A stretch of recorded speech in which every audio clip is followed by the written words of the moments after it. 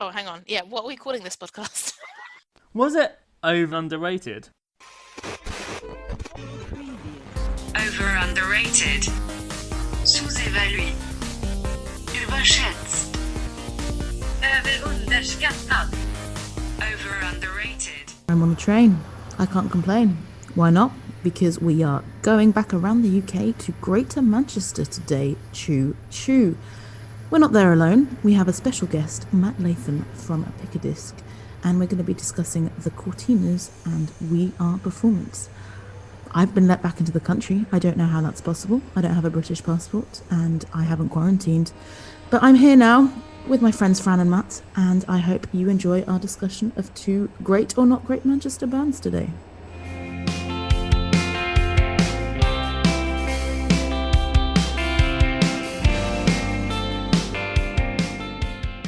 Okay, so welcome to another episode of Over Underrated with Fran and Babs. Still in lockdown, still buzzing. How are you doing, Fran? I am doing fine. I have been vaccinated. Jealous. I will let people know I am under 6 years of age. I work in social care, so I had a little sneaky way through. How's Bill Gates hanging out in your body? Bill Gates is loving me. Have you got Clippy on your shoulder, giving you instructions? But I was one of Boris's little brave boys, and I'm ready to be free in the summertime to maybe go and see some bands we're talking about this season. Who knows?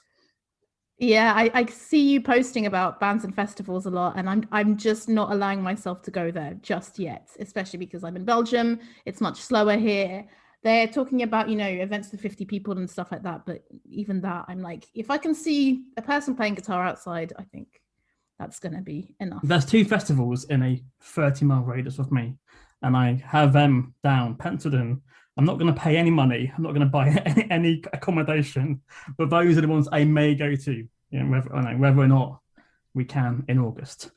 But they're in your Finder Facts. Yeah, obviously. My Finder Facts is always by my side. But we're not alone today, are we, Babs? We are not alone. We have a guest who has the fantastic podcast Pickadisc, which I've guested on. Welcome to you, Matt. Hello. Thank you for having me. How are you doing? You're based in Birmingham, I believe. Can you tell from the accent? Yes, I am. Yes, it's okay at the moment. Ticking by. I think things look gradually going in the right direction. Fingers crossed. So I'm cautiously aware of festivals starting up again, but I did buy a gig ticket where apparently there's music gets played live, and you're allowed to be in a room with people playing music, and you pay money to be given access to see this. And I did that a couple of weeks ago for something happening in October, I'm looking forward to this strange alien concept. What is that? I'm sorry, you're going to have to describe it in more detail. That's apparently this music thing that we listen to is actually created by people, and there's and apparently it's possible for them to actually be played by living people live in front of you, and you can pay money to see it. And I'm like, wow. So I'm hoping that I get to see that this year. So I mean, October seems a bit more feasible, I would say, than August. Although, yeah, I guess, I don't know, in Belgium, the summer numbers were pretty low. I don't know how it was in the UK, but who knows? As you're vaccinating away, you might get there before we do. I don't care if it's one guy with a guitar in a field. I'm sure I'm going to see one live concert this year. I said this on a podcast recording that I did on Saturday. I don't care if it's a guy on an acoustic guitar doing bloody Ed Sheeran covers. I can't wait to go and see someone on a guitar playing it and getting really annoyed that I'm watching someone playing Ed Sheeran covers and leaving. And then I can't wait to do that again. Right, so that's what you hate most about gigs. I can't wait to go and watch a slightly hipster band where the crowd is totally indifferent because they're only there to be posers, and get angry because I want to get to the front and actually move to the music. I can't wait for that. What about you, Fran? To be fair, every single prick will be taking as many photographs of their first gig post-lockdown. So yeah, he just ruined it for me.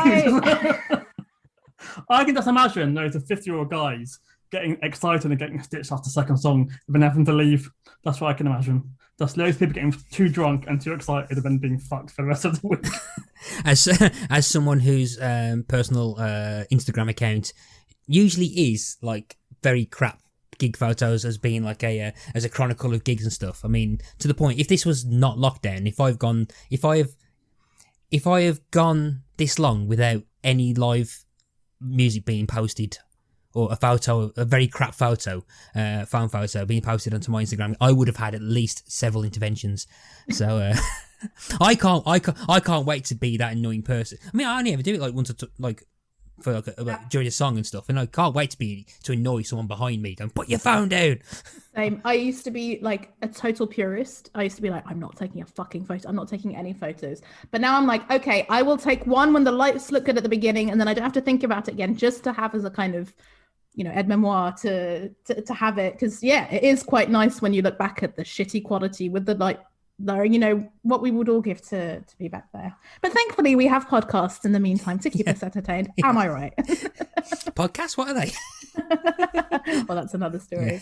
But yeah, so Matt, despite you being from Birmingham, today we are talking about a different British city, and it is Greater Manchester. Now, Fran made me emphasize that it's Greater Manchester. Can you please explain why, Fran? Well, because we're doing the Courteeners, who are from Middleton, not Manchester, although many would assume they were from Manchester.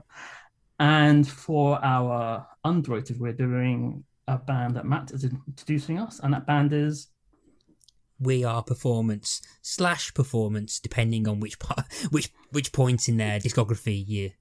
Actually, no, it was Performance, then it was We Are Performance, and then it was Performance. But I'll probably go into reason why a bit later on.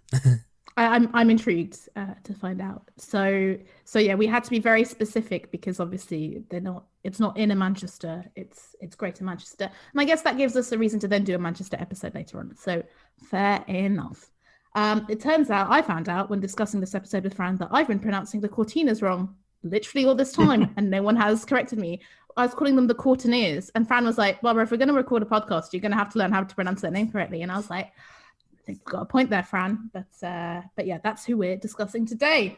And yeah, let's start with the overrated Courteeners. Overrated. So Fran made this playlist because I have to say, they're a band I kind of forgot about. So when we were discussing to make the playlist of kind of their worst songs, I was like, genuinely, I would have to discover them for the first time, really, to find out more. So Fran, take it away. What was your reasoning? Well, I mean, there's a few bands I could have discussed. Everything could have been in there.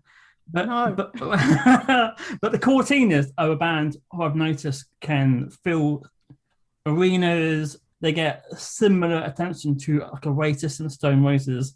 And to me, they are just another indie band. Like, they seem like, when you go and see a mate's band and they're slightly good, like they've got a couple of okay songs, but because they're not dog crap, you go, oh wow, they're really good.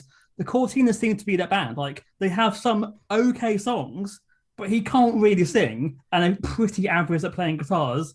And then they're now playing to like 30,000 people in like Manchester. It's never made sense to me, because obviously I'm into indies. It's a genre I like, and I just hear them and I'm thinking, how are they better than like The View or a number of other bands from the noughties? I've never ever got it. So I've made a playlist, and I even found a Courteeners hardcore fan and asked them to help me make the playlist. So we've got a mix of like, I think, album tracks and singles, old and new, to chat about and discuss if I'm wrong, are they overrated. I'm sure we'll find out. I want to hear, what was the process for tracking down the Courteener fan? Who were you stalking on the internet? There's 2 or 3 people who always bang on about the Courteeners, and one of them has a Liam Frey cutout in their bedroom. So I thought, right, if I go to them, they're going to be good. Rather than me having to go through 6 albums, I thought, if I go to them and say, if you were having to choose a Courteener song, which you have a beef with, which would you choose? So they helped me out. Okay, very good. Well, thank you, mystery Courteeners fan. I nearly mispronounced it again. So yeah, as I said, they kind of passed me by. The St. Jude album cover is quite recognizable. That's a very nice piece of artwork, I think. But listening to the playlist, I don't think I knew any of the songs, actually. Like, there was a tinge of familiarity because of the kind of music that it was. Because, yeah, I'm also a fan of indie music. I also went to many an indie disco. But I went into this thinking I'd find their songs quite forgettable, but I actually was quite surprised at the variety. And I'm also surprised at how many people listen to them, because I think, Fran, I wouldn't have believed you when you say that they play to such big crowds, but I checked. They have almost 900,000 listeners a month, which is a lot. So yeah, that was my relationship with the Courteeners. How about you, Matt? Yeah, this is probably the first time I've ever listened to them during this thing. So, I mean, trying to find a kind of overrated band anyway, I struggled, because I like to think that I'm mainly positive, and if there's anything I don't like, I don't listen to them that often. But I think particularly in the kind of mid to late noughties, in kind of the indie boom, at that point, I discovered MySpace and basically and kind of, this is going to make me sound really pretentious, and it's not. I really promise you. I kind of avoided a lot of kind of what was popular, because like, Of course you did. Yeah. Not pretentious. Not sounding pretentious at all. Basically, just looking for music on MySpace, and just being, and because I found it more rewarding finding something online, and I kind of missed a lot of the kind of bigger bands that kind of blew up around that time and stuff, and I ended up, and a lot of them I still think go into the kind of the landfill indie, which is a bit an unfair term for the most part, and quite accurate in other parts, and it's bands around this era that with similar soundings that I ended up liking. The Wombats, I think I ended up discovering about 5 years after the debut came out. Maximo Park, I think it was 2014 before I even started listening to them. Around the same year, I discovered a friend of mine finally got me onto White Lies, which and the Courteeners remind me actually quite a lot. Very similar to White Lies, if perhaps slightly more indie than perhaps dark synth of them. So I kind of missed a lot of the bigger bands and stuff. So I mean, if the Courteeners punched me in the face, I wouldn't know it was the Courteeners that punched me in the face. That's how much I don't know they are stuff. And but hopefully that's not how the playlist made you feel. But I'd never really listened to any of these songs before, and considering I've been to the few odd indie disco in the past as well, I would have thought at least I would have recognised at least some of them. But I mean, the one I thought I would have recognised reading into them afterwards, I mean, I'm surprised I've never heard Not 19 Forever before. Yeah, same. I am genuinely surprised that, considering the amount, it's like the most played on Spotify by at least 3 or 4 times over the next one. It sounds like something I probably would have listened to perhaps while drunk, while drunk and staring at projectors and stuff. But I won't. Can I ask you, Matt, how old you are? Because basically in 2008, when their debut came out, was my last year of uni. So I wonder whether that had an impact, because I wasn't going out as much to the indie discos because I was studying and all that. And then not long after that, I moved back home, and then I moved to London where I couldn't afford to go out and stuff like that. So I wonder if that had an effect on me, because from 2005 to 2007, I feel like I knew everything in a way that was going on. So yeah, are you older or younger than me? Let's find out. Mother, 85 I was born, so okay. my last year of university was 2008 as well. I wasn't really into music as much as perhaps I am now, mainly because I didn't really go and see much live music. I mean, and again, considering how much I usually go out to see gigs and stuff, I aside from going to see Steps with my mum, dad, and sister as part of my sister's second gig was Steps. Yeah, it was my I've got 3 first gigs. So there was Steps. Then I think I saw the Killers in 2004 in like Carlin Academy 2, and I've got the tickets still in front of me, and it was £7 to see the Killers. And they was touring Mr. Brightside. I saw them in 2004, and it was 5.5 years before I went to my next gig. And I was I just turned 24 in 2009. So a lot of teenage gig going I missed out on. So I didn't really get into kind of the live music scene. I was much more sit down, watch as many TV shows as possible kind of person. Because of the kind of stuff I ended listening to online anyway, it was stuff that I was finding I think around that time or just before was deep in my Scandinavian synth rock phase. Oh, Fran. So bands like the Sounds are like one of my favourite bands of all time. There's a band called Briskeby from Norway. Sahara Hot Nights. There was a Dutch band, Krezip as well. That kind of that was kind of band. So pretty much I was into stuff that I perhaps wouldn't have actually been able to go see anyway. So you're into stuff that no one else was, right? So because you're doing Apart- your own apart thing from and into your own me. bands. Oh yeah, but you didn't know each other then, so you couldn't connect over that. Brisky B used to support Aha, is why I know Brisky B. Oh, okay. Yeah, you're the first person I've ever seen who actually understood, who knows Brisky. I honestly I thought... own that. I think, is it 3 albums? Oh, yeah, I think I own all 3, albums, yeah. I've got the 3, yeah. So it's Jumping on Cars is one of my one of my top tier albums, and I'll talk about the top tier later on. One of my favorite albums of all time is Jumping on Cars. Yeah, and so is Dying to Say This to You by the Sounds, which I've got the vinyls actually up on my wall at the moment for that as well. So should we start off with our playlist with Not 19 Forever, which was their biggest hit when I was working in Zavi, I think in 2008. This was constantly on the playlist. Every time I went to an indie club, they'd be playing this.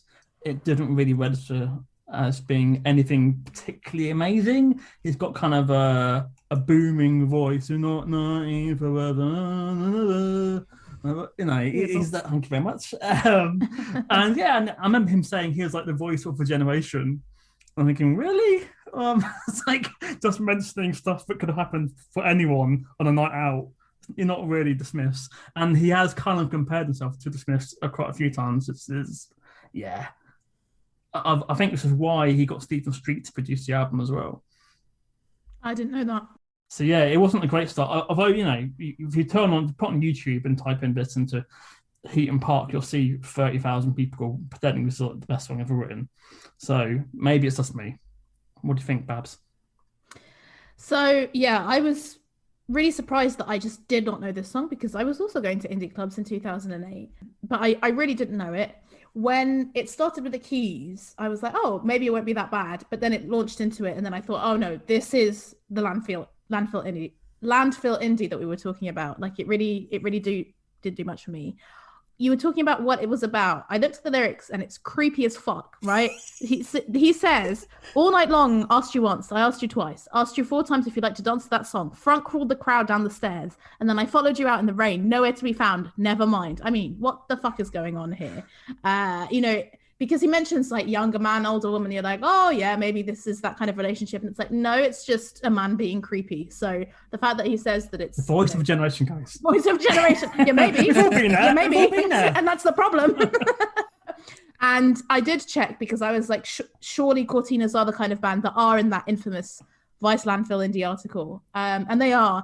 But the person who wrote about it is quite positive. You know, he was saying like, you know, I really thought it was good when I was 16. Now that I'm 28, 19 feels far away, far enough to listen to a song I was too embarrassed to say that I liked when I was in my early 20s. I guess that's one thing that getting old does to you. Enjoy things without worrying or not whether you should, which I thought was quite interesting because that was like, it was very sinister, the indie boom of the mid-noughties. So I thought it was interesting to reflect on that. But yeah, Matt, what did you think? So yeah, again, I was quite surprised that I never listened. No, I probably would have listened to it. I probably might have listened to it and never realised what it is or never really cared. And it kind of has that part of it. But I mean, I like the sound of it. I mean, I'm not 100% sold on the lyrics, if I'm honest, and I'm very much a lyrics-led person when it comes to music. Welcome. You are the person we need on this because Fran and I barely usually pay attention to lyrics. So. Oh yeah. Just wait to get to the underrated. You'll never have me on talking about lyrics again. Talking about the lyrics of the song as well is that I like the kind of storytelling aspects of it. I mean, the actual storytelling part, because apparently it was about a 19-year-old going like dating an older woman and then cheating on her or something like that. And again, not your usual kind of like indie banger kind of subject, but also being a total creep. That's the problem. Like, yes. That was it. I'm like, if it was just like, oh, you know, older woman, blah, but it was like, I followed you into the rain, but you were nowhere to be found. I was like, oh, you were. Yeah, I mean, the podcast Naughty's Naughty always have the creep test where if you can read lyrics and in a creepy way, so like they do it with pop songs. So if you can read the lyrics and it's like, followed you into the shower in the rain, and if you start reading songs like that and then you start getting really creeped out while you're doing it, then but then again you probably do that with any song. I mean, touch my bum, this is life, We are the cheeky girl. Yeah, no, it works. Yeah, you can make any song creepy. Touch my bum. Absolutely. Yeah. But are we saying that this is not the greatest song of all time then? Yeah, no, it's not. Like, Probably in the mid-50s, probably, but you know. And then we're moving on to Lose Control. So yeah, I thought this had a really intriguing synthy beginning, and it reminded me of The Killers. It reminded me of Hooky on bass. So Fran, I was really surprised with this song and a few others. I was really surprised, vaguely knowing your music taste, that you didn't like it. It wasn't one that I saved to my library, but I did like it. Well, I mean, you can have elements of music alike, but Of course. this sparks like, okay, we've had a bit of money now. We can't do just, you know, we can't just do like strum the guitar. We now have to have a keyboard added. So you get a keyboard player, guys. At album 2, we're gonna spend a bit of money and get a keyboard player. But it's still like steak and chips indie. It's really just basic. And he bangs on about having a night out. That's literally what he seems to go on about. Is I done that out. I'm one of the lads. Yeah. So I just passed me by. I'm sorry. What do you think, Matt? Yeah, there's a bit of a lack of punch, but I did kind of like the kind of more synthy elements to this, and I quite like the production. And there's probably a reason to that. Because this it was the first one produced by Joe Cross, who's a name who will come up a bit later on. And I was listening to this going, yeah, there's parts of it I quite like, and I quite like the kind of like synthy sound, but again, it just lacks something. And yeah, there's just something missing, and I couldn't figure out what it was. This is it, Bob. As you say, it has the elements of music I like, but it just misses the craft. Like, there's nothing. We're on a grab hold. There's nothing that sparks my attention. It's fine. I mean, I don't hate the band. It's not a band who will make me cry. I mean, it's not Bon Jovi. It's not the Bon Jovi. Wouldn't want to put you through that. I think. Bon Jovi. Oh, fuck me. All right, yeah. I think if I compare them to I don't know if it's an actual term, but I like to refer to the indie synth band type stuff. What another one? Dance-tronica. Dance-tronica.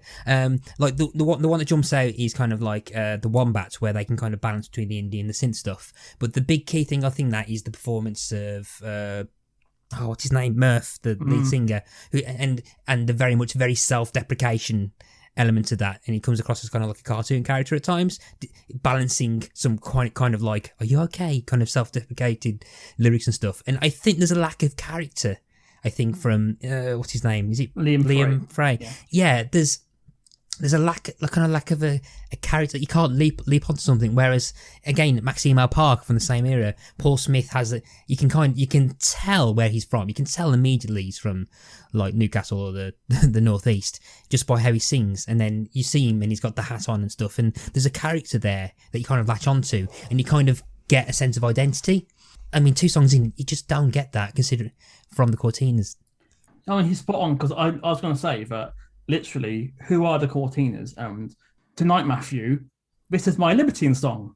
This is my Snow Patrol song. This is my Kasabian song. It's like, well, who are the Courteeners? Apart from your lyrics, who are you? And like, yeah, I just don't get.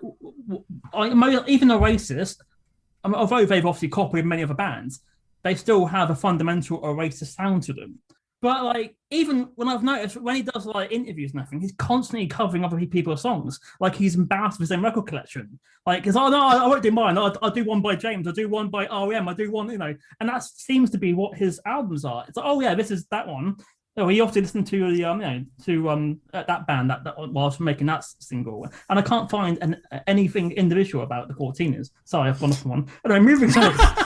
I loved it. I absolutely fucking loved it. On a similar line, I think the test being is that if you listen to a band and you can and it's a song that you've not heard before, but you suddenly realise, oh, that's so and so. That's so and so. I mean, like for example, it's kind of rare now, but if you suddenly hear an Oasis song you've never heard before, guaranteed you'll be able to tell either Liam Gallagher or Noel Gallagher, because you can tell an Oasis song.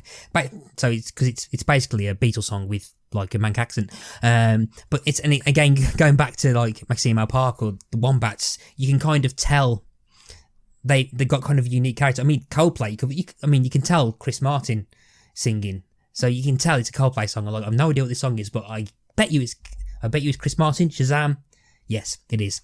So yeah, and I think the Courteeners don't have that. I mean, So like you could listen to this and you might not get a Courteeners song straight away. So what I felt with, I think I wrote it down for the first 4 songs.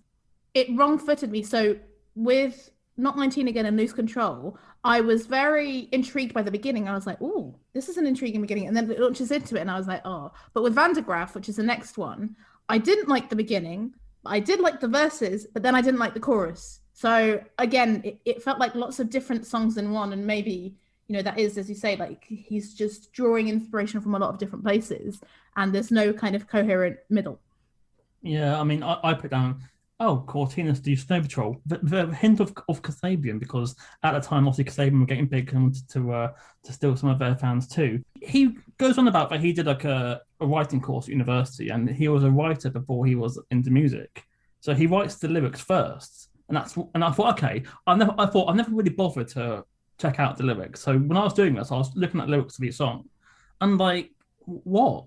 I mean, well, yeah, this song, because I was like, so Van der Graaf is a machine, and it's also the Van der Graaf Generator is also a band. So I was like, is it about that? And then I looked at the lyrics, and I'm like, I don't know. It's just a word you saw the day before. Wow, that sounds good. I'll just throw it into a song. Yeah, do you agree, Matt? Yeah, I mean, this is the one that reminded me of White Lies, and you get the, and so it's like. So it's like the episodes of Friends where you got the one with so-and-so. So you got like, oh, it's the one with the White Lies influence, it's the one with the Snow Patrol influence. We're coming up to one which I would have sworn would have been an Arctic Monkeys song. We've got which is coming up very soon. I know which one it is, yeah. Yeah. Yeah. So again, it's like that. I mean, again, I quite like the sound of that, and I like the contrast between the verse and the chorus in terms of, and it's one that actually kind of stuck with me. It's the one that stuck with me after listening. So I think out of the playlist, this is the one that kind of earwormed in. So I found myself humming it afterwards. So this is the one that kind of stuck out of a lot of them. Interesting. Yeah. So International, the next one, was another one where I was like, oh, intriguing beginning. Oh, not so good. But for this one, I did like the lyrics, which I have here. You want to talk about cocky? It's like Muhammad Ali, tag team with Rocky, the greatest of all time, a Marquez de Riscal 49. I had to look up what Marquez de Riscal is. It's a Spanish wine, FYI. And so we're there. The song did nothing for me, but I was like, okay, like I see what they're trying to do here. And I always enjoy when a band is writing about topics that aren't your standard, love, sex, politics. So I enjoyed that one a bit more for the lyrics. I think it sounded like they were knowing they're going to be playing bigger arenas, and added the Coldplay drum sound to it, I thought, with this one. And it did feel like, oh yeah, we need a bigger sound. We need a bigger sound. And people singing international sort of, it feels like something you'd pump the air for. I can imagine this was a pre-gig song to get them going. There's a performance song called International, and part of me was fully expecting this to end up being a cover, and I was like, and it wasn't. I was like, bit of a shame. And I think I kind of psyched myself up for a We Are performance cover, but unfortunately not. Over underrated. Sous-évalué. Überschätzt. Överunderskattad. Over underrated. So Kimberly I put down Libertines, but are you guys saying Arctic Monkey? I'm saying 2220s or Fratellis. Yeah, I know. I did say in my thing Libertines / Fratellis. What about you, Matt? This is the Arctic Monkeys one.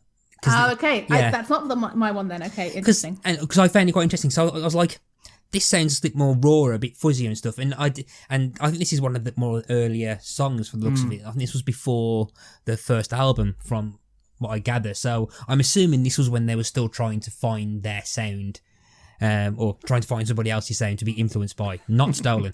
Yeah, there's a different. Yeah, we have no money. There's people influenced by the time that, but I think it was the case, particularly around 2007, 2008, when that kind of sound was big, because this was a year after the Arctic Monkeys debut album, which name I always forget, despite the fact that I've used it on an episode of my podcast. Whatever people say I am, that's what I'm not. Yes, yeah. The one we thought, I bet you look good on the dance floor on. Just say the debut, I find that a lot easier. The debut, yeah. And it has that kind of like almost Alex Turner vibe to it in terms of delivery stuff, and I still don't know how I feel about the Arctic Monkeys, if I'm honest, even after all these years.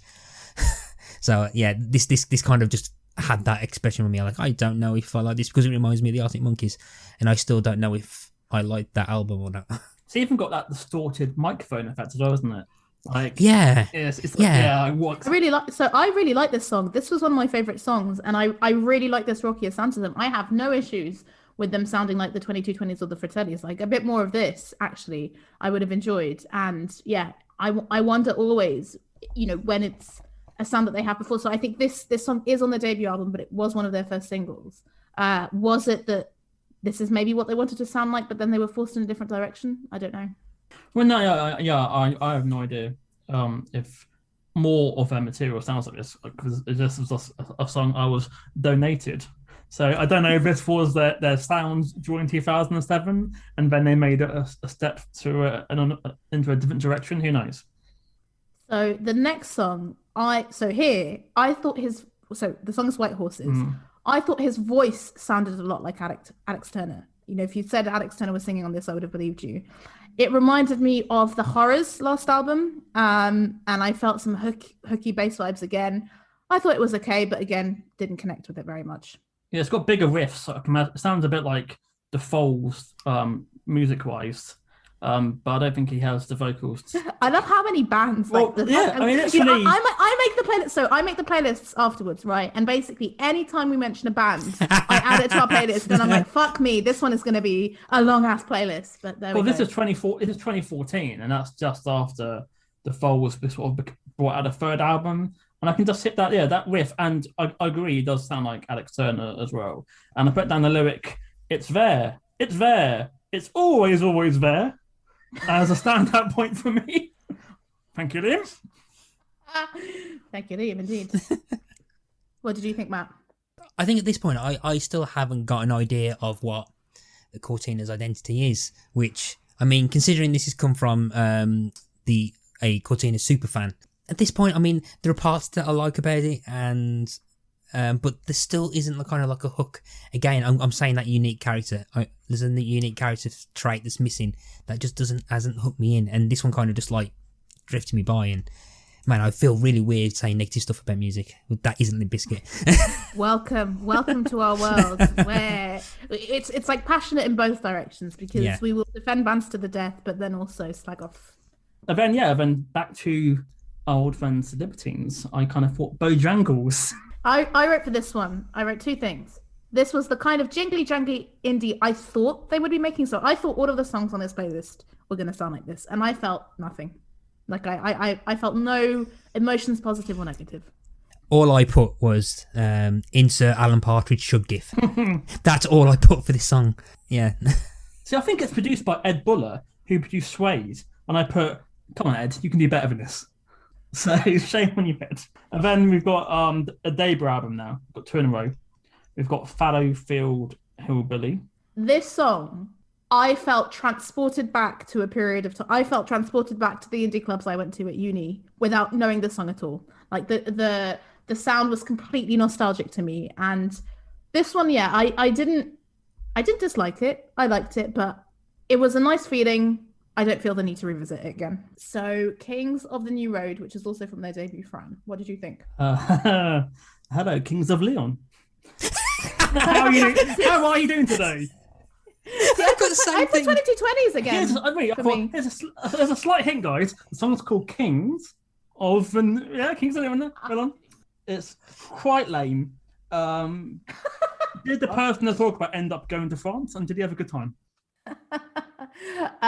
See, I didn't pay attention to the lyrics. I have to say, this was my tied favorite with Kimberly. I really enjoyed the drums, really enjoyed the bass and the sort of whinnying guitar. I enjoyed him howling. And I was really surprised to see that basically two of my favorite songs of theirs were from their debut, which I expected to be way more like Bojangles, like jingly jangly indie. I would love a bit more of this, to be honest. I'll read verbatim what I've put. I blame the fact that it's got Kings in the title, but this reminds me of Molly's Chambers-esque Kings of Leon. True. So it reminds me, so I kind of, it just reminds me of like when Kings of Leon had facial hair. Yeah. Those were the days. I love Kings of Leon's first three albums, and nothing. I only know two songs. Again, it's they kind of got yeah, I missed a lot of the indie stuff. If it wasn't the Killers, then I probably missed it at that point. So, because I'm a prick, I think the best album's the fourth album. Hi guys. Oh, all right. I like Sex on Fire. I like you too. Oh. Anyway. Did you? Were you not for? Like, I was forced to dance to Sex on Fire too much. Who was forced to do this? Okay, I realise that sounds like. What I mean is, Sex on Fire came out while I was at uni, Okay. and it was on at the club nights that we were going to, and every time it would come on, I'd be like, here we fucking go again. So yeah, I don't like Sex on Fire. I think I danced to The Bucket the most because I think that was like during my. That's a much better song. Yeah, to it is. dance No, I to. love The Bucket. Unfortunately, that was the best song on the album by far. I have no idea what the bucket sounds like. So I think you might. I think The Bucket might be one of those songs that if you listen to it, you might actually know it. I would say. So, okay. Yeah, go and listen to it and come back to us because yeah, it is. It's quite popular. Don't let the title ruin it for you. It's better than A Bucket. Is it a song based on the Keeping Up Appearances? Is it dedicated to Hyacinth Bucket? Hyacinth, yeah. It does sample the theme Bouquet tune. residence. Does it say the word bucket but pronounce it bouquet? Absolutely. Only Kings of Living were even aware of that. It'd be amazing, wouldn't it? that would be a mashup. Can you imagine? Like Sheridan is on the phone. Anyway, To our listeners in Luxembourg, enjoy that segment. And then we're ending, sadly, our plays in the kitchen, where many playlists have ended. I thought this sounded like a different band. I thought they were much slicker, much more produced. There's a lot going on. I didn't particularly like it, but Fran, I was surprised if you didn't like this. I thought this would be right up your street. You don't know me. You don't know. Clearly I don't. Not as well as I'd like. I actually quite like this. I like the sound of it. I kind of liked how it went, kind of like how it goes, and I do quite like the chorus as well. The only thing I think I had an issue with was the actual kind of refrain of "Too much love in his kitchen" is actually very, very funny and not that good. But I thought it was a bit weak in terms of in terms of the lyrics. But I do quite like the sound of the. I like the sound of it. It was a nice end to the place actually. So in terms of the balance, I mean, if Van der Graaf was like my first favourite, this might be my second favourite in the list. So I like the earlier stuff and you like the later stuff, it seems. It was after the songs when I put "What do you want?" and "What is happening here?" But that's how different each album is. It's like we have no idea what they're going to do until we get there. Go, okay, we're going to be doing this album. But is that a bad thing? I don't think that's a bad thing. But like what Matt was saying earlier, but with Maxima Park and Wombats, they can do it, but you still know it's the Wombats. I fear that Courteeners completely lose their entire identity per album, and that's not a great thing, is it? But I do like how he says, "Go on, put the door on the latch." During that song. I've not heard before, so well done, Liam. So what are we thinking? Are we all agreed that they are overrated? yes. I mean, for bands who can literally, headline arenas and festivals, they do not need. I don't get how they have managed to get that success. I assume it's because Oasis have left a void, and they shuffled into it and took over the fan base, maybe. I'd be interested to hearing perhaps more of the fan favourites if there's a mixture of them, just to see if it is a case that a few of these are kind of out, the album tracks are a bit iffy, but I mean, yeah, they're not. I mean, it's not. Part of me was kind of hoping because of this to have like when I listened to the Wombats or Maxima Park and thinking and having that. Right, I'm going to have to text my friend that I knew from school saying who listened to these bands in 2007. Yeah, I've just listened to so-and-so. You were right 5 years ago. But I didn't have that effect, unfortunately. I've not had that kind of impact since Maxima Park about 7 years ago. So, yeah, I think they are overrated, but I find it really funny, Fran, how I think you seem to be as passionately against them as I was against Oasis. And I'm not that bothered that they're overrated, I didn't really remember them. Listening to them was interesting, but apart from the two songs that I like, I probably will never listen to them again. But I think there's worse contenders for overrated indie Ladfill. You mentioned people like The View or Little Man Tate. Like I would really rank those as much more overrated than Courteeners. I would say that "Are You in Love with the Nation" is a very, very good song, and it did make my playlist 2015. So yeah, I'm always there, guys, waiting for Courteeners to give me a decent song, and it's only happened maybe 2 or 3 times. Yeah, but if it's on your best of, then it's done well, right? Because how many are on your best of? 40. 40, yeah, that's pretty exclusive. So every now and again they pull it out of the bag. Every now and then. So I don't hate you guys. I just wish you found your own sound occasionally. And didn't steal. Be influenced by. Yeah. Over underrated. Sous-évalué. Überschätzt. Överunderskattad. Over underrated. That was the end of the first part. Did you, like me, laugh out loud when you heard how angry Fran was over the Courteeners and Liam Frey?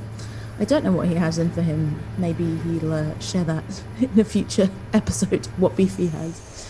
Coming up in part 2, we are discussing We Are Performance, or Performance, depending on the era. They're one of Matt's favourite bands, and he was really happy to share the whole story. Fran and I were really intrigued to get to know a bit more about them, so we hope you like them too. Underrated.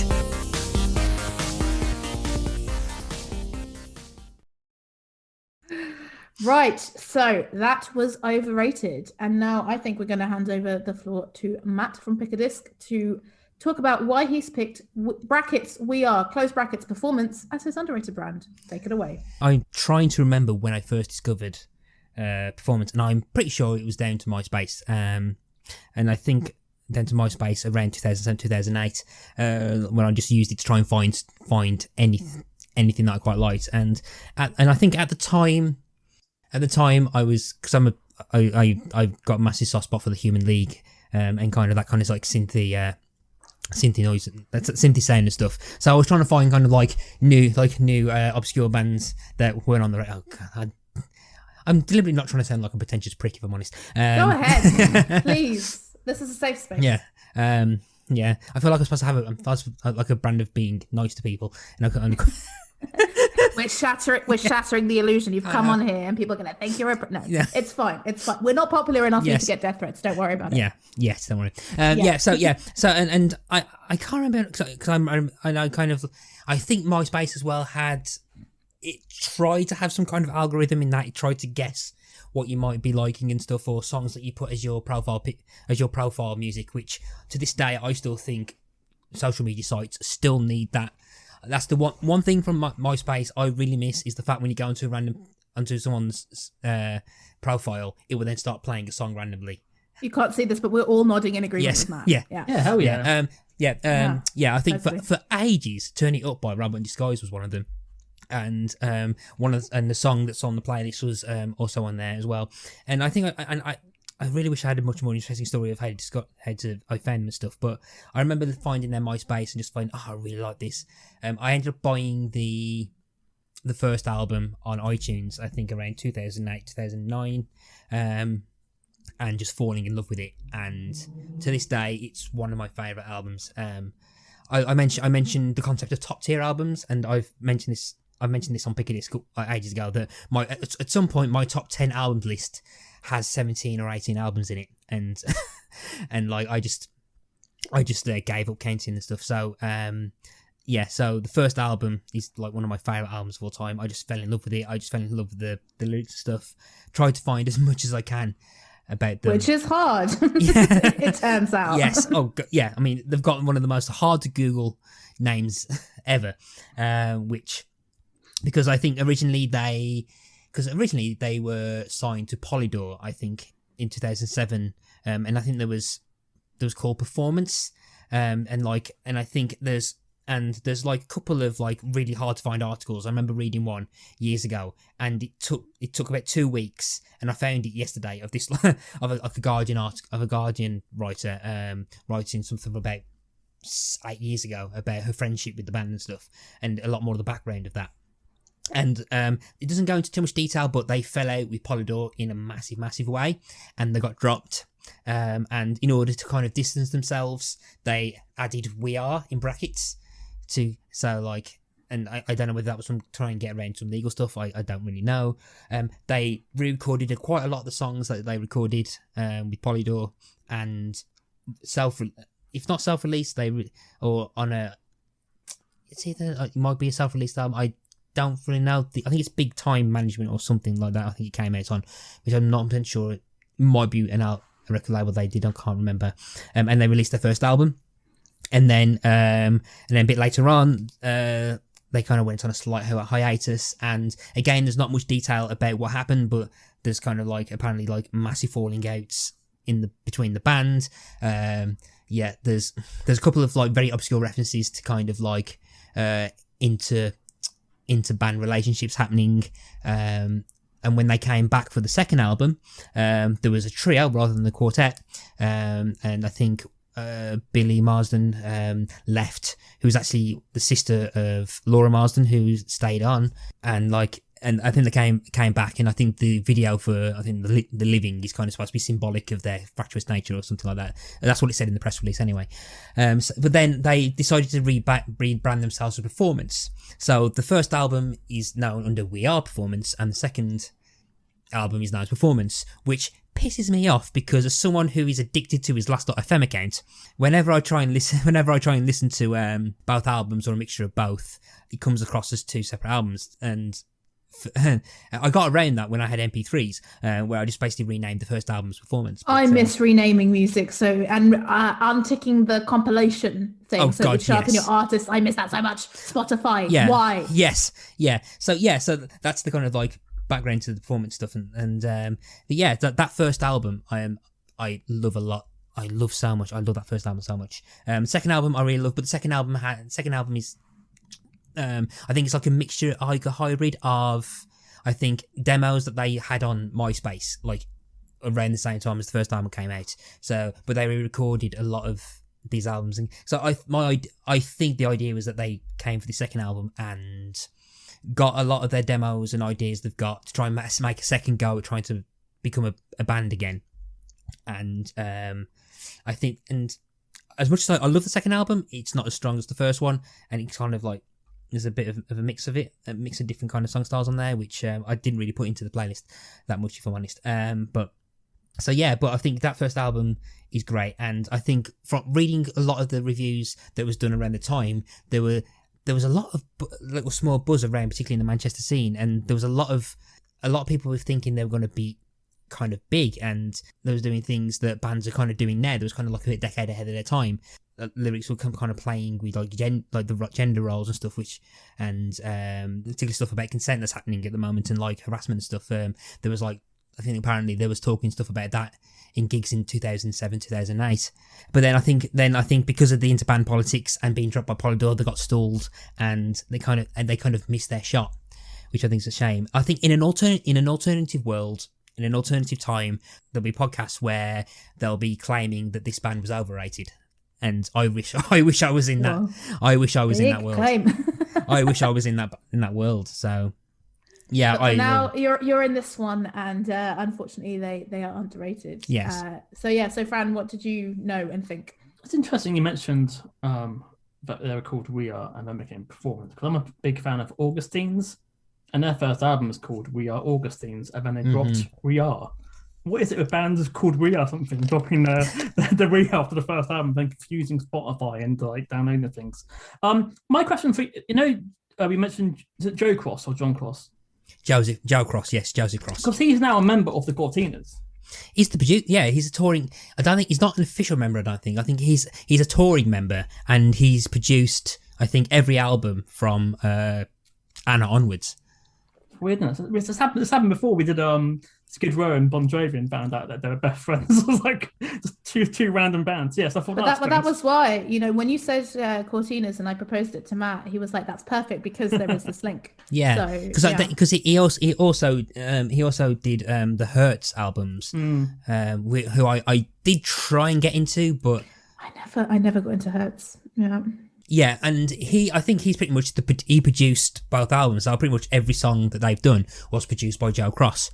He's kind of like the creative director musically in terms of the band. I kind of remember this band from being in the NME or something. When I saw the videos, their image came back to me straight away, because I also am a big fan of new wave. So any band who have keyboards and a bit of swagger, I'm going to be creaming myself over. So Beautiful. So when bands like these sort of started appearing, like Boy Kill Boy, Jules, we mentioned earlier. Yeah, Jules for definitely reminded me. Yeah. Yeah, for Daikinis, Bravery. When these bands came out with like playing synth pop riffs with guitars, I was like, yeah, oh my god, at last, Limp Bizkit have been kicked to the side, and again they're gonna have bands I can get into. Can I just say I like a bit of Limp Bizkit. I know I'm the outlier on this particular podcast, but I don't mind a bit of it. I also like their Mission Impossible theme tune, but they've done a lot of bad. For all their good, they've done more bad, I believe.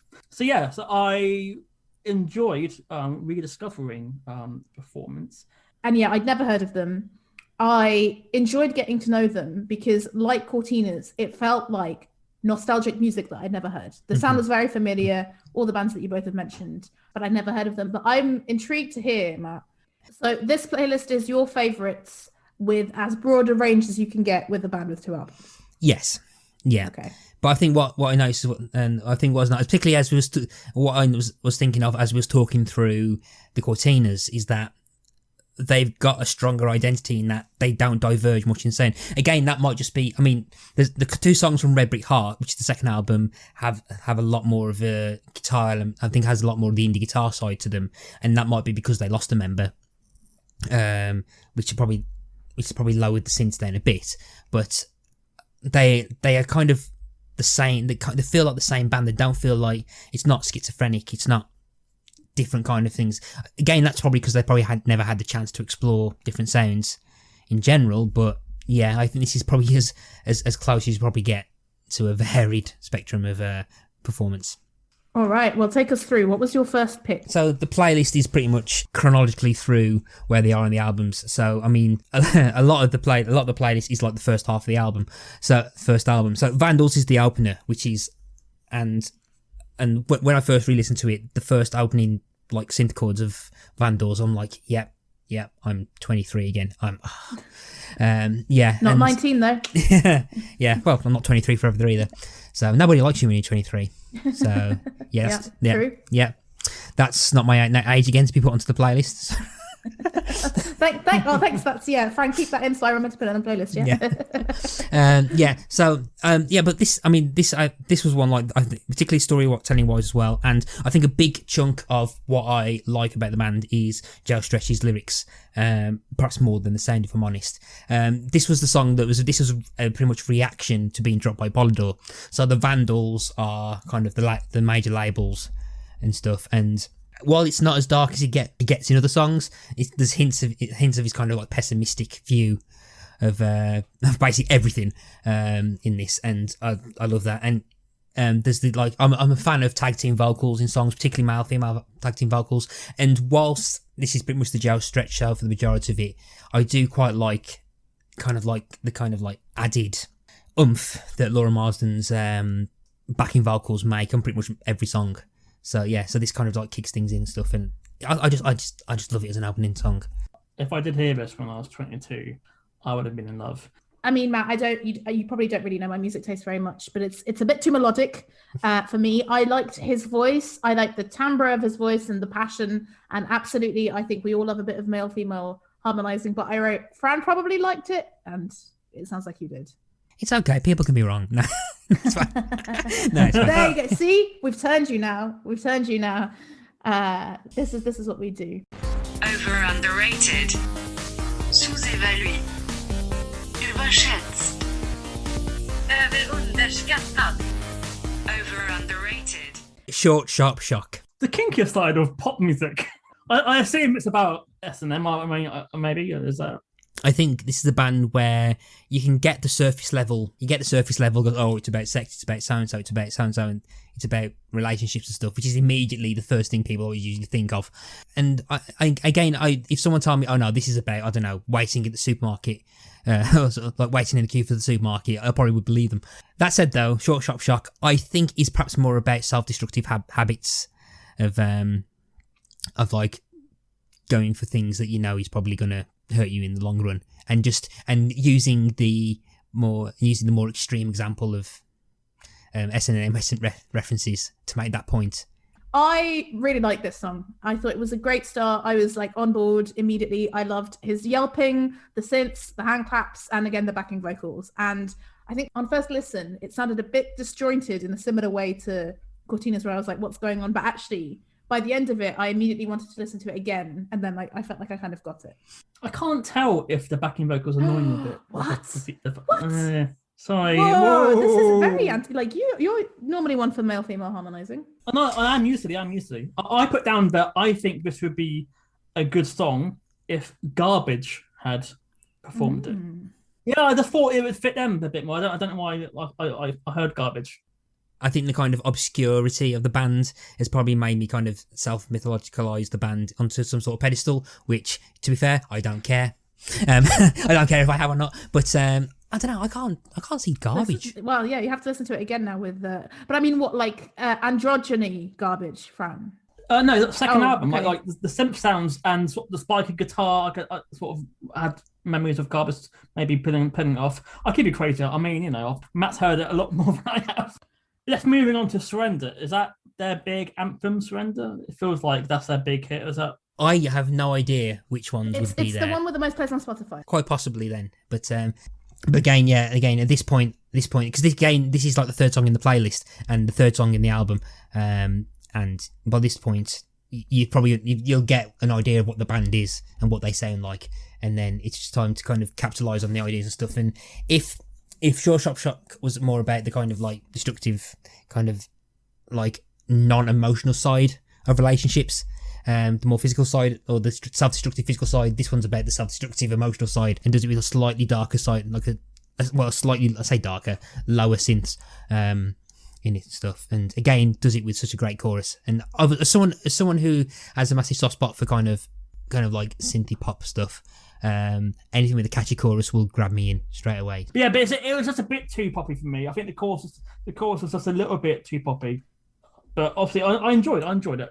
But yeah, don't obviously, I don't want to break your heart because I know how much you love that song. But yes, I thought it reminded me of the Killers. Again, that's the vibe that I got. So again, Fran, surprised that you thought it was a bit too catchy. I liked it, but I didn't save it to my library. So it's one of those where, like, I wasn't indifferent to it. Like sometimes I can be, but I was like, all right, yeah. I think it helped me get a measure on the band. It made some sense to me that it was their biggest hit, even though I much preferred Short Sharp Shock. So yeah. It's not my favourite of theirs. I'll say that. So I think the next song is my favourite of theirs. Is that a shock? No, because it's one of mine as well. It's not my favourite of the album. It's my second favourite from the album. There's one more song I love more than this one, but I love this song. It's when I got acoustic guitar and was starting to learn it. At one point where I decided, if I ever attempt to get the courage to attempt album mics or something, I need a cover, and this is the song that I learned. Because this is a song, so yeah, covering a song that no one Let's cover a song about of. a nuclear winter. This is the perfect one.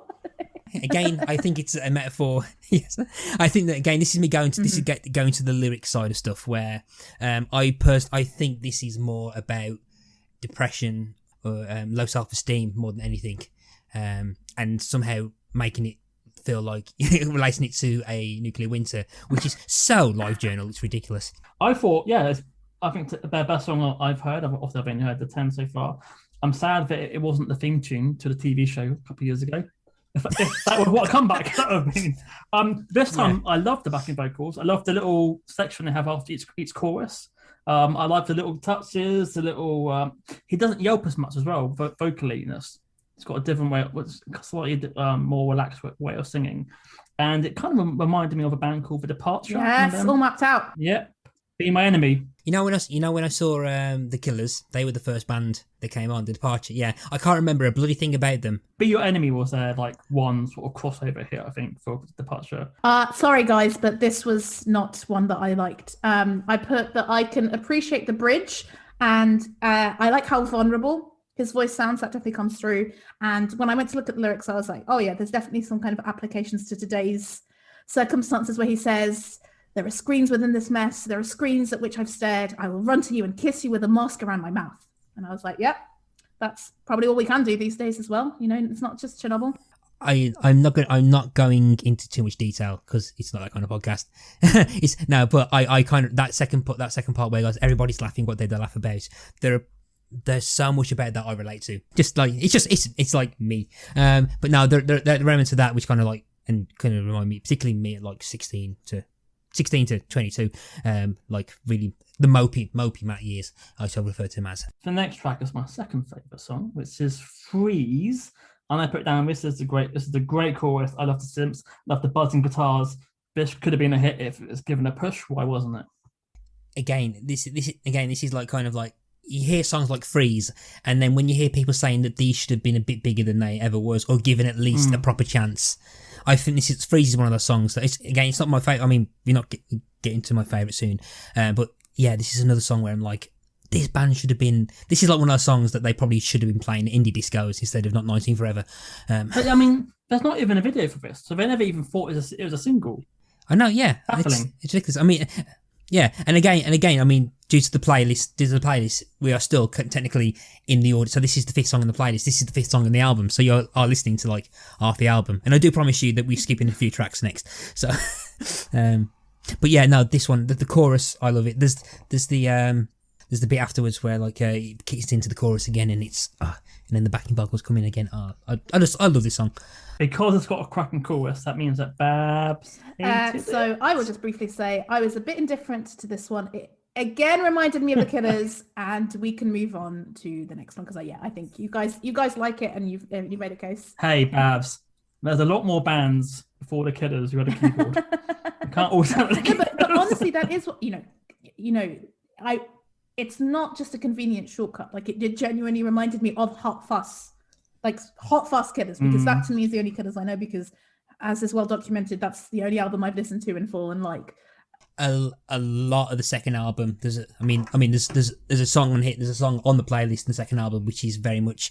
I've seen people say, "Oh, it's the Killers light," which I can kind of see, but there are a lot more kind of Killers influenced stuff on the second album. But Hot Fuss style Killers, and again, Hot Fuss is one of my favorite albums. So you can imagine Polydor saying to them, right, make it more like the Killers. You can imagine that, can't you? Really, because they were the biggest band in the world at the time. Yeah, but I think he's got a more darker view of the world than Brandon Flowers has. I think. I'm not surprised. So I did say, but I said people may say that they would be like the Killers, but I feel like they're a bit too, I don't know, self-aware, normal to be the Killers. Yeah, but I mean, like, Brandon Flowers looks like he's a pop star. You can imagine him. You know, that's what divides the Killers from other bands, because he just looks like a pop star, and there's not many pop stars around. And Weird Performance look like, just some mates who are on stage, and I think maybe that doesn't hold some of these bands back because they just don't have that X factor. Unfortunately, I mean, you can write good songs, but Brandon Flowers does have that X factor, which is why there's so many bands who sound like the Killers, but are never going to be the Killers. Is that fair? I've not seen him in interviews. I don't know how charismatic he is, but seeing him on the videos and live, the bands just don't look like a global superstar band. Well, I mean, if you're saying that they had lots of issues as well, like they're not going to be a cohesive unit, maybe in the same way that I really don't know much about the Killers, but is it the same lineup or? Well, we've had a lot of issues. But because I mean, again, we mentioned it, but listening to this band really reminded me of Jules, of 2 albums in similar time periods. Okay, the second album wasn't that different from the first album in the same way, but you're kind of like, surely they should have been bigger. But moving on to Lost Youth. Okay, so this is track 7, so we're skipping a track finally in the first album.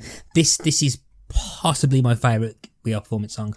So I put that when it started, I didn't think I would like it, but the drum machine pulled me in, and the way that he repeats, you knew it all along at the end, won me over. So by the end, I was like, yes, I like this song. The first, because there's two kind of 4-line refrains he can repeats at the end. We're getting to about 3 minutes in, and that's when he does the "You Knew It All Along" section, when he starts repeating that for about a minute, and then he kicks in with the other one, and it ends with "Only You Can Make Me Bleed," and that just carries on until the end and stuff, and it just keeps building on afterwards. And there's just like a very kind of like dark, like subtext to quite very unsubtle dark lyrics. Like it opens up with the line, they caught me dead with you in the morning. It grabs you anyway. So I put down strangely, you mentioned this, that I can imagine the Human League covering this as a comeback single. Yes, I can see that. And you said that they supported Human League, did they? Yeah, and I never got to see that, which I never saw. And yeah, those two refrains, those last 2 minutes have just remained in my head rent free for nearly 13, 14 years. So like, so occasionally, like I'll go like, I knew it all along, and that'll just be in my head and stuff. And then like, if I'm really feeling really down, it's like only you can make me bleed. Babs, what do you think? Well, yeah. So I was won over with Lost Youth. I was won over by the end of it, but it wasn't one of my favorites. The next one was one of my favorites. So Sex Etc. I really liked it because I think you'll guess, Fran, there's a prominent bass line. So if there's a prominent bass line, of course I'm going to like it. I liked the quirky percussion. I think there's a triangle in there, which is almost jarring, but somehow works. I like the synth sounds. And from the title, so, okay, firstly, there's Love, Etc. by Pet Shop Boys. But because it's Sex, Etc., I don't know, I thought it was going to be a bit grungier. It really wasn't at all what I expected from the title. And when I went to look at the lyrics, I was like, oh, right, it pleasantly threw me, this one. Fran? I thought he sounds like Robert Smith from The Cure in this song. Okay. Yeah, I can see. I can hear that. Yeah. I thought had a great synth riff. The chorus didn't do it for me, unfortunately. I was expecting more from the chorus. See, again, I love the chorus. I quite love. I mean, I say I like majority of these, all the songs off this album anyway. But again, this is track 10 out of 12 tracks. So I think a lot more of my favorite tracks are in the first half of the album. But this one's my favourite out of the second half anyway. There's just like it's one of the few that are, aside from the lyrics, I actually listen to the instrumentation as well. It does sound like a lot of the others, but there's still elements to it which seem unique for that song. Again, but yeah, I personally, I love the chorus. I quite love the chorus. I quite like some of the kind of random weird tangents that are like, particularly in the lyrics as well, where you got kind of weird, kind of just random ideas that throw up in the storytelling, like the races running supermarkets that entertain the dirty-minded stuff. And I still to this day I can never get a full comprehension of what he might be meaning with those two lines in that. But yeah, do we know who wrote the music? Is it him or is it does I think he did the lyrics. I think it might have been Joe Cross. I think. I mean, again, I don't have a physical copy of the first album because there was only 500 ever made, and like it's just nowhere. I've got a copy of the second one, which I think a lot of it is just written by performance, produced by J Cross, mixed by the people, mixed by a few other people. But I can't figure out. My understanding was that Joe Stretch was mainly the lyrics. A lot of the music was Joe Cross and Laura Marsden, but it could be just a mixture of all three. But I judging by the lyrical content, I probably would not be surprised if it was Stretch doing all the writing for the lyrics. I just wanted to add that it felt quite epic. I thought it was quite an epic song, and I enjoyed it. Yeah, if I was to, this is what the song that if I was to make like, I've always thought of like, if someone made like a movie soundtrack of your life, this Lost Youth would be on that. It's probably and it's probably the only song by them I put on there. But that's mainly me being really weird about having more than one song or from the same artist on there. But like I've definitely thought about the soundtrack of my life, and I've definitely thought about the funeral. But because I haven't written it down, and my short-term memory is appalling. Yeah. I've known what song it's been since I bought the single on CD when I was 10, I think.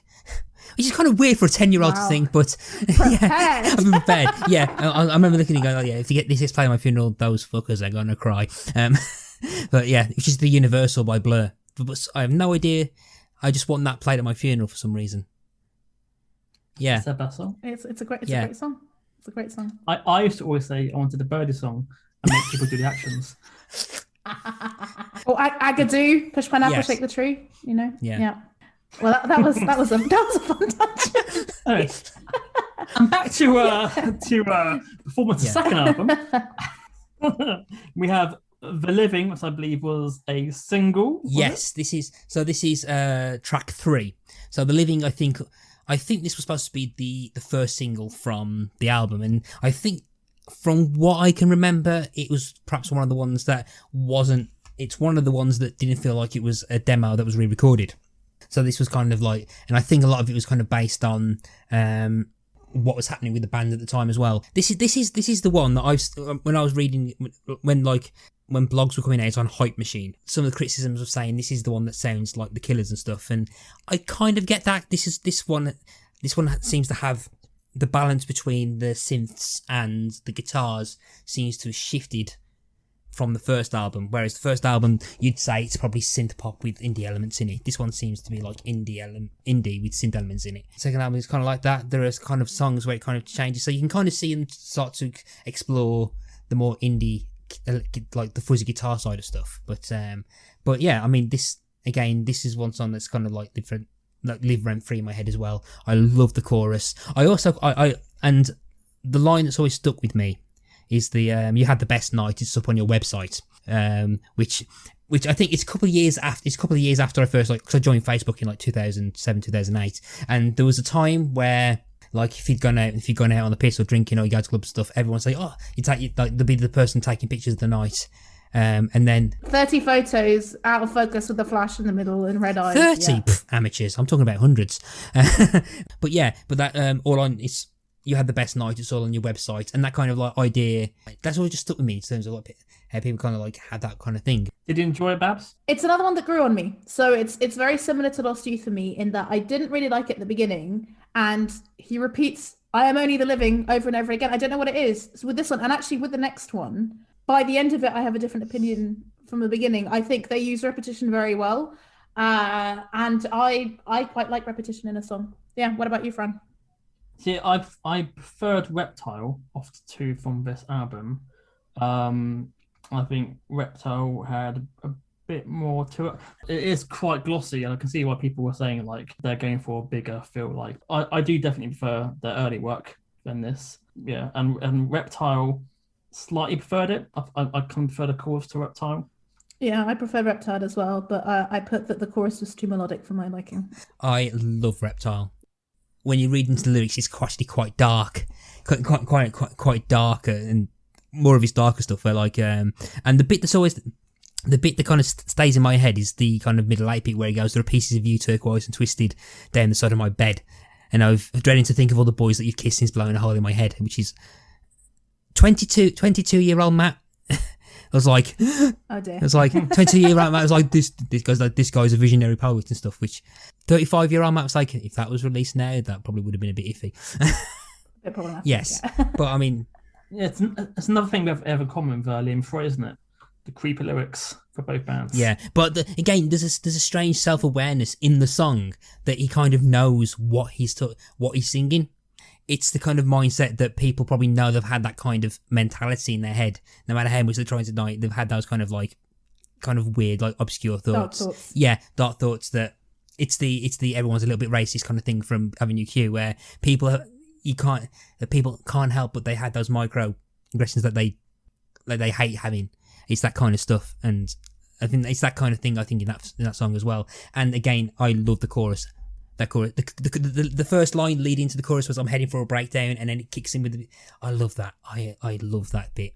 So what's the reasoning behind the last track? Is that a big side, or is that just to show a different side for them?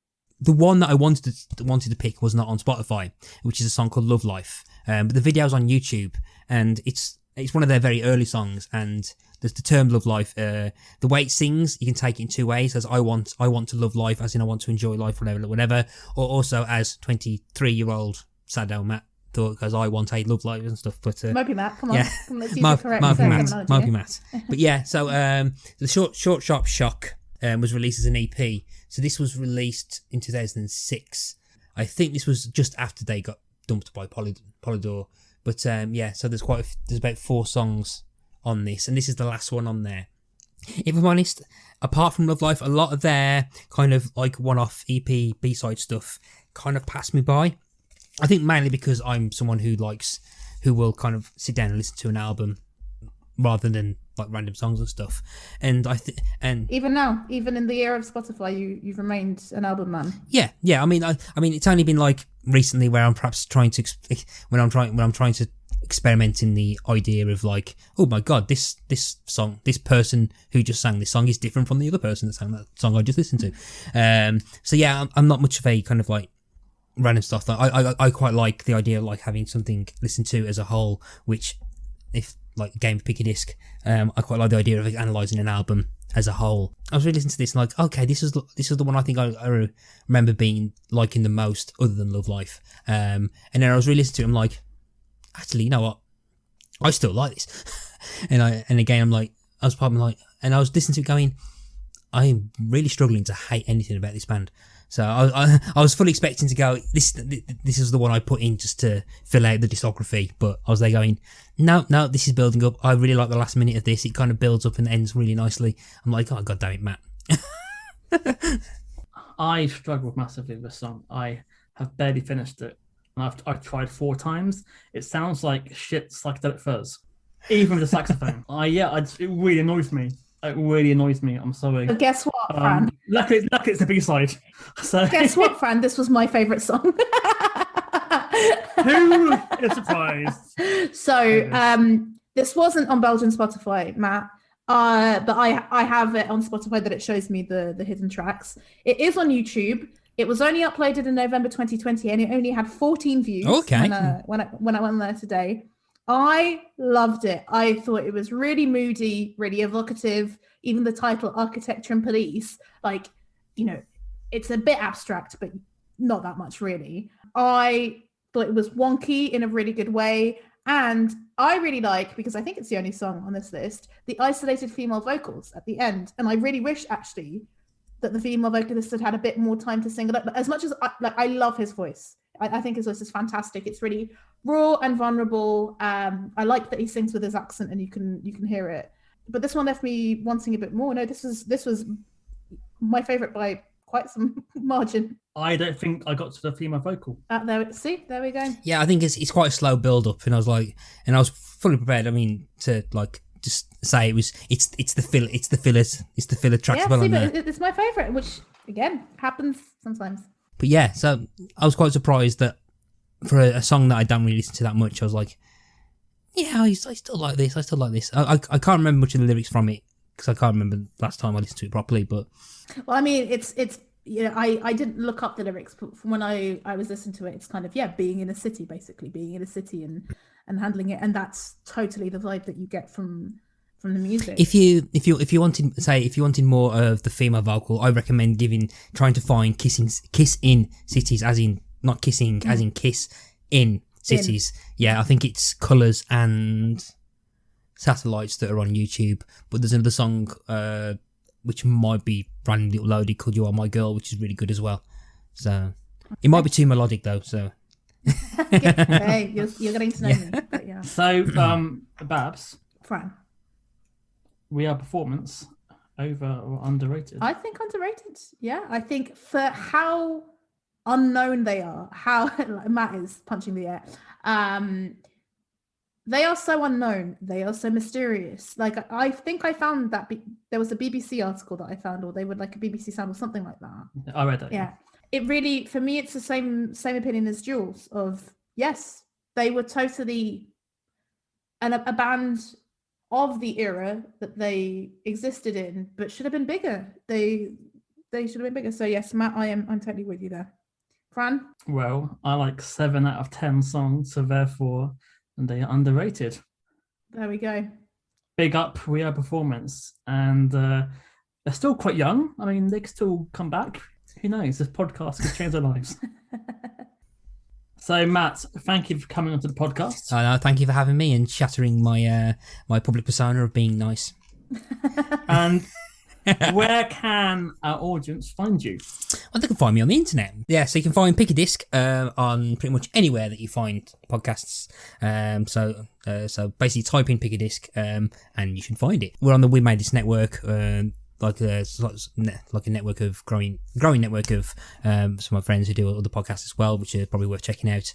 But yeah, so if you wanted to kind of like stalk me on the internet webs, you can find me on Instagram, Facebook, or Twitter under Pick a Disc. I'm probably most active on Instagram. To be honest, but then you can also follow me on Twitter as well. So yeah, and just follow me, and basically I don't ask for much. Just download all the episodes, listen to them at least twice, and then decide. And then if you dislike me, listen to them a third time.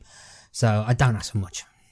Yeah, so Pick a Disc is what it says on the tin. So Matt picks an album or a guest picks an album and you go through it. I guested on an episode and talked about Future Perfect by Autolux. So obviously we would recommend checking that out.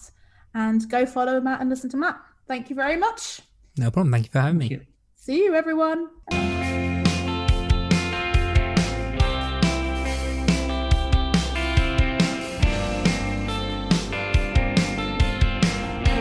And that's it for another episode of Over Underrated. What did you think? Get in touch to let us know. You can find us on Twitter at OU Music Pod, on Instagram at Overrated Music Pod, and on Gmail you can email us overunderratedmusicpod@gmail.com. It looks like the train's coming to a halt now, and I'm gonna be getting off in Manchester, having some chips and gravy. Oh God, I don't know any northern stereotypes. I apologise in advance, and I'm gonna sign off now. Goodbye.